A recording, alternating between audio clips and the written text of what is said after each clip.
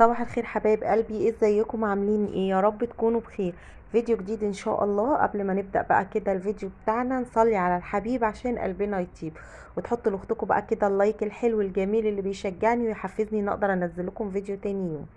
ما ننساش ندعي لاولادنا في الثانويه العامه، اللهم اجبرهم جبر يتعجب له اهل السماء والارض، بنتي وكل اللي زيها يا رب. وكمان ما ننساش اخواتنا المستضعفين، ربنا ينصرهم نصر يتعجب له اهل السماء والارض، اللهم امين. هنا بقى قلت افضي ايه، تعالوا بقى كده ايه، حطوا لي اللايك الحلو وتعالوا بقى كده. واللي اول مره يشوف القناه فضلا بقى وليس امرا، اضغطي على الاشتراك اللي بالاحمر من تحت، وفعلي الجرس على كلمه الكل يا ست الكل عشان يوصلك مني كل فيديو بنزله. هنا بقى انا نضفت الفلتر بتاع الغساله، كان زي ما انتم شايفين كده مليان وبره، فقلت بقالي كتير فعلا ناسيه خالص، اللي هو انا ناسياه. فقلت لا النهارده كده ايه، اشوفه كده وانضفه كويس واحط شويه الغسيل اللي كانوا عندي. امبارح كنت عايزه احطهم بس كنت عند ماما، كنت لميت الفرش والستاير وكده، وقلت لما ارجع بالليل هحطهم. بس الصراحه جيت بقى فاصله، يعني اللي هو فاصله. فقلت بقى ايه، خلاص هحطهم معاكم الصبح وخلاص. حطيت هنا الغسيل. عايزه اقول لكم ان انا بعد ما حطيت الغسيل حسيت ان هو تقيل، حسيت الغساله تقيله، بس الحمد لله يعني. لا غسلت تمام يعني، مية مية. هنا بقى قلت ادخل اغير الفرش بتاع اوضه ابني وانفضها كده كويس ونطلع نكمل الروتين. عايزه طبعا قبل اي حاجة كده، عايزة اشكر الناس الجميلة اللي دخلت القناة عندي، وعايزة اشكر الناس اللي حطت اللايك وتفاعلت معايا، ويعني مش عارفة اقول لكم ايه، بجد انا بشكركم جدا جدا جدا من قلبي.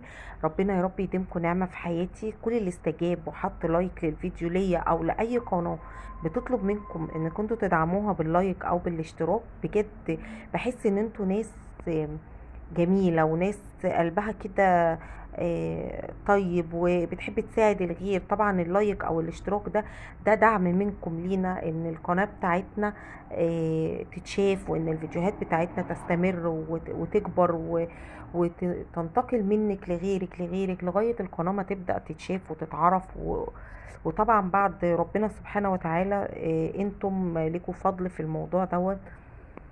فانا بشكركم جدا جدا جدا. كمان بشكر الناس اللي دخلت واشتركت في قناتي، شرفتوني ونورتوني في قناتي المتواضعة يوميات رشروشة. بحبكم جدا جدا وبشكركم جدا جدا. هنا بقى قلت اغير العفش. عايزه اقول لكم اغير العفش، يا سلام. نفسي اغير العفش يا جدعان. ايه بصوا، عشان بفكر في الموضوع تلاقوني يلا ان شاء الله. بصوا يعني ايه، هتقولوا لي ما هو مش ده العفش اللي كان عندك. بصوا انا اصلا هو ده العفش يا جماعه، بس انا غيرت فيه، مش غيرت العفش نفسه. يعني انا السراير بتاعت الولاد غيرتها، غيرت شكلها، كانت حاجه وعملتها كابوتونيه وظبطتها، فاهميني؟ لكن انا جبت عفش جديد؟ لا، انا ما جبتش عفش جديد. حتى الانتريه انا غيرته عند المنجد بتاع الانتريهات، وديت له القديم طبعا، خلاه على الخشب وعمل لي الستايل الفرش الجديد يعني، والسفنج وكده. ف لكن غيرت عفش لا، حاجه واحده بس اللي انا غيرتها، الغساله بتاعتي الاوتوماتيك بتاعتي انا بعتها، وما حبيتش اجيب اوتوماتيك تانية. يعني قلت عايزه دلوقتي اجيب الفوق اوتوماتيك و... وبعد كده فيما بعد لو انا حسيت ان دي مش مريحاني ربنا يسهل وابقى ايه، لما يبقى في فلوس بقى يا جدعان، يعني لما يبقى في فلوس ان شاء الله اجيبها واجيب كل اللي ناقصني. يعني كانت في واحده بقى داخله افتكرت عايزه اعلق عليها، يعني تقول لي، بتقولي هو لسه في حد عنده تلفزيون من ده؟ يا شيخه روحي اشتري لك شاشه. بصي، هو اللي كان قبل ده كان واحد صغنطوط كده محطوط تمام، ده كان مركون وايه، كان مركون عند عمتي وقالت لي خديه وكده، والتاني شغال مفيش مشكله، فاهميني؟ فاخدت دوت يعني.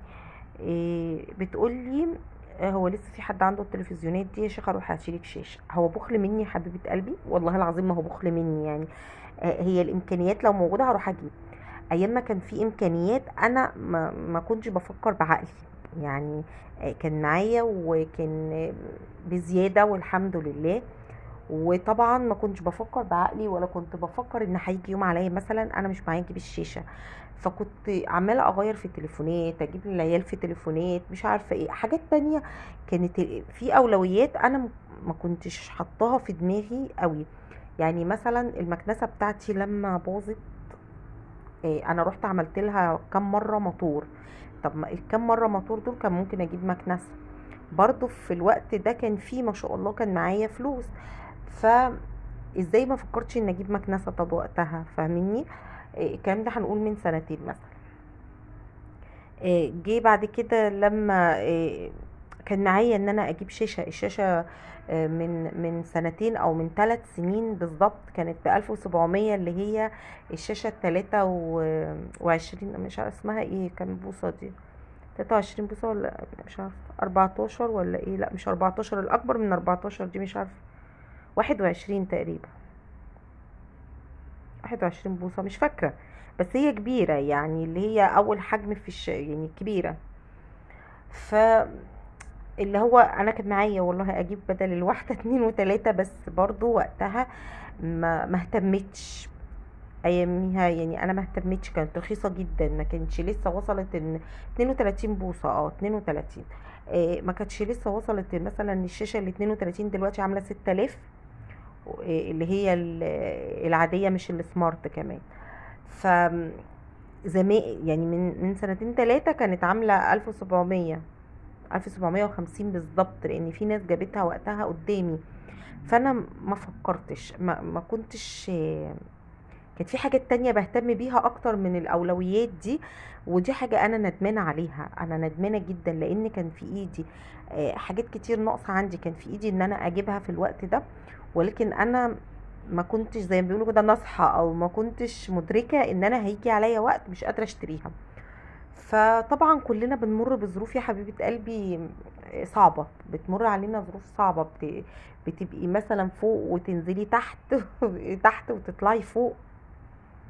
فوالله العظيم هو الموضوع كان عبط مني، كان عدم وعي مني، انا مش عارف. بس اوعدك ان شاء الله اول ما يبقى معايا فلوس هجيب شاشة قريب باذن الله. هتلاقي عندي شاشة ان شاء الله. بصوا واحدة كمان قالت لي ابقي البسي في رجلك حاجة وانت بتمسحي بتعملي.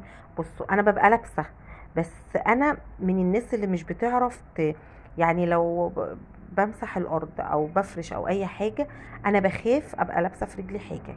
يعني قليل جدا لما تلاقوني لابسة في رجلي حاجة. ليه بقى؟ لاني قبل كده اتزحلقت قبل كده وانا بمسح وكده، فانا اتزحلقت واخدت فتره طويله مش قادره اتحرك، ومش عايزه اقول لكم. فعندي فوبيا، فبخاف، فتلاقوني وانا لابسه حاجه في رجلي، يعني وانا لابسه البيبش ببقى مثبته رجلي كده في الارض وخايفه. فانا الافضل ليا ان انا ابقى وانا بمسح او وانا بعمل اي حاجه، بالذات وانا بمسح، يعني وانا بروق ما عنديش مشكله، بس وانا بمسح بالذات بحب ان انا ابقى واقفه كده من غير ما البس البيبش. بس ف... فحبيت بس ايه اقول لكم يعني، إيه، عشان كذا حد علق عليا ان انا مش بلبس حاجه في رجلي كتير. إيه، وانا بعمل الروتين، او انا بروق او إيه، في وقت اللي انا بمسح فيه، او في وقت ان بيكون في ميه بصابون او باي حاجه فيها رغاوي، انا ما اقدرش، ببقى مرعوبه إيه وانا لابسه البيبيش في رجلي. والله العظيم يعني ببقى مرعوبه. فاللي هو يعني هفضل بقى خايفة وانا بمسح وبتحرك بالراحة ومش عارفة ايه. فمعلش بقى استحملوني، ما عنديش استعداد ان انا اخد وقعة حلوة كده قدامكم واتكسر. والله العظيم المرة اللي فاتت اخدت، ما اتكسرتش الحمد لله المرة اللي فاتت، ولكن جالي يعني جسمي بقى فيه كدمات وكده وفضلت مش قادرة اتحرك. اللي هو بقيت عامله والله العظيم. خلصت هنا بقى الاوضه زي ما انتوا شفتوا كده، غيرت الفرش و... وعطرتها وظبطتها. وعايزه اقول لكم بقى ايه، اوضه البيت شهد، كلها كتب. مش احنا فاضل لنا ماده ان شاء الله بامر الله يوم الاربعاء الجاي وكده، خلاص خلاص خلصنا مرحله آه، صعبة قوي، مرحلة صعبة صعبة صعبة، مش بس على بنتي، مرحلة صعبة عليا وعلى باباها، حتى اخوها كان بيتأثر بالموضوع. إيه، بجد مرحلة الحمد لله. هعيدها تاني مع ابني كمان سنة، هو داخل تانية ثانوي. بس انا بجد كرهت المرحلة دي، كرهتها من اللي شفته في الامتحانات. إيه يعني نسيبنا من طول السنة اللي هو إيه، مصاريف ونزول وطلوع وشتاء وصيف وكل حاجة. ولكن يعني الشهر بتاع الامتحانات ده اصعب شهر مر عليا وعلى بنتي. إيه، بصوا بقى طبعا مرحلة الدروس وقفت. مرحلة بقى التوتر والامتحانات ونصحى بدري وننام بدري علشان نحاول نركز كده، فلازم ننام بدري. فاللي احنا ما بننامش بدري، فاهميني؟ يعني اللي احنا المفروض ننام بدري عشان التركيز وعشان المرحلة دي، لا بنتي عندها أرق وعندها زي ما تقولوا كده ايه، كل اللي عنده ثانوية عامة حاسس وعارف انا عايزة اقول ايه. هنا بقى كان انا كنت قبليها هنا عند ماما، فانا مش عارفه والله. كنت عند ماما وفي يعني انا مخليه الشقه قبل ما امشي، كنت عامله معاكم الروتين بتاع اوضه النوم وكده ومظبطه الدنيا ومظبطه شقتي من بره ومطبخي، وكان الدنيا كانت زي الفل. عملت معاكم الدنيا دي قبل ما انزل. فطبعا بقى ايه، انا راجعه بالليل، طب جاب منين المواعين دي يا جدعان؟ منين؟ وانا راجعه ماما بتديني حاجات وانا جايه، يعني بتديني اكل، بتديني حلويات لو انا ما لحقتش اكل حلويات، عصاير، مش عارفه ايه. حتى لو ما شربتش عصير تديوني وانا راجعه. مش عارفه ليه، كاني مش هعمل عصير يا ماما في بيتي. بس عارفين اللي ما بصدق اروح عند ماما افتح التلاجة الم اللي فيها، انا يا جدعان والله العظيم. عارفه عندك كذا يا ماما؟ يا حبيبتي، وروحي التلاجة. اختي تقول لي في ايه يا رشا، ما تاخدي التلاجة وانت ماشيه. تفضل تقول لي في ايه يا ماما، هحط لك قفل على التلاجة. البنت اختي او ربنا تفضل تقول لي ايه، انا نفسي اعرف انت في ايه يا بنتي، وبعدين وانت ماشيه امك بتديكي كل حاجه ليه؟ يعني مش فاهماها، يعني انا هحط لكم قفل على التلاجة بعد كده. فماما هتديني المفتاح بتاعه على فكره. فهنا بقى انا كان جوزي جه متاخر، ما طلعش طبعا اتعشى عند ماما، فماما ادتني بقى الاكل وكده، فجبته في العلبه دي. فانا بحب ان انا اغسلها واركنها عشان وانا رايحه عند ماما اخدها معايا، ربما جبت حاجه وانا جايه يعني كده يعني. كلنا كده بقى ولا انا بس؟ قولوا لي في الكومنتات، هل كلنا لما بنروح عند اهالينا كده ولا انا بس؟ وبلاش انتقاد انك انت ما تروحيش تاخدي حاجه من عند مامتك. انا ما اعرفش ما اروحش عند ماما ما اخدش حاجه على فكره. انا اتعودت على كده اصلا من اول ما اتجوزت. من اول ما اتجوزت وانا كنت في بلد تانية. كنت عايشه في بلد تانية 7 سنين، وكانت ماما وبابا الله يرحمه يا رب ويغفر له ويحسن اليه هو واموات المسلمين اجمعين، كان لازم يجولي بحاجات اصلا ما ينفعش تسافر من بلد لبلد. والله العظيم بجد لو حكيت لكم كانوا بيجولي بايه هتستغربوا وهتقولوا لي ايه اللي بايه ده وليه بجد انا كنت بتحسد. والله العظيم 3 كنت بتحسد على الحاجه اللي اهلي بيجيبوها لي بجد. فمش هحكي لكم بس يعني ما تستغربوش، والله العظيم ما تستغربوا. انا مامتي وبابايا الله يرحمهم كانوا بيخبزوا لي العيش الفلاحي ده مش بيجيبوه طري حتى سهل انك انت تشيليه، لا ناشف، بينشفوه لي عيش ناشف الفلاحي ده وكرتونه كبيره كده. وبابا كان يجي في العربية وكان ياخد مكان للشنط ومكان ليه ومكان لماما. حاجات كتير كده. كان البيض مالي البلد، البيض والله العظيم. كانت اياميها ماما بتربي طيور وكده على السطوح بتاعها، فكانت تجيب جردل وتحط فيه دقيق وتغرز لي البيض فيه كده وتجيبهولي. عايزه اقول لكم اللب السوداني، ام الخلول. الفاكهه، الحاجات اللي هي موجوده عندي في البلد، ولكن هما هما كده كانوا يعني. وكانوا بصي سفر ساعتين بقى ان انا كنت الاول قاعده في بلد تانية، كنت قاعده في طنطا قبل ما ارجع اسكندريه، يعني كانت بلد جوزي. وبعد كده بقى رجعت بلدي اللي هي اسكندريه بجد. بتحسي كده ان انت يعني انا هناك كنت يعني وسط اهلي برضو، كان اهل جوزي كانوا الحمد لله اهل جوزي كويسين وناس محترمه. بس عارفه لما تبعدي عن اهلك خالص وترجعي بقى تعيشي معاهم تبقي خلاص مش قادره ان انت تاخدي خطوه ان انت تبعدي تاني. فانا لو يعني لو جات لي فرصه ان انا اسيب اسكندريه، انا عمري ما هسيبها، عمري ما هسيبها. ومع احترامي للمكان اللي انا كنت فيه، بس انا خلاص رجعت للميه تاني بمعنى اصح. يعني في السمكه لما يطلع من الميه بيموت، بس انا ما كنتش بموت، كنت بفرفر لغايه ما رجعت تاني الحمد لله، وعشت في بلدي تاني. ف جنب ماما بقى، فعايزيني ان انا اصلا وانا في بلد تانية كانت ماما وبابا بيجيبوا لي ويشيلوا ومحملين حاجات ما ينفعش تتشيل اصلا. فتخيلوا بقى ان انا بقيت ساكنه جنبها، يعني ايه يعني 5 دقايق على ما بوصل لها، ما اجيش شايله ومحمله. فاختي بقى تفضل تقولي هكهرب لك التلاجة، إيه هحط لك قفل على التلاجة. على مين؟ ماما تديني القفل.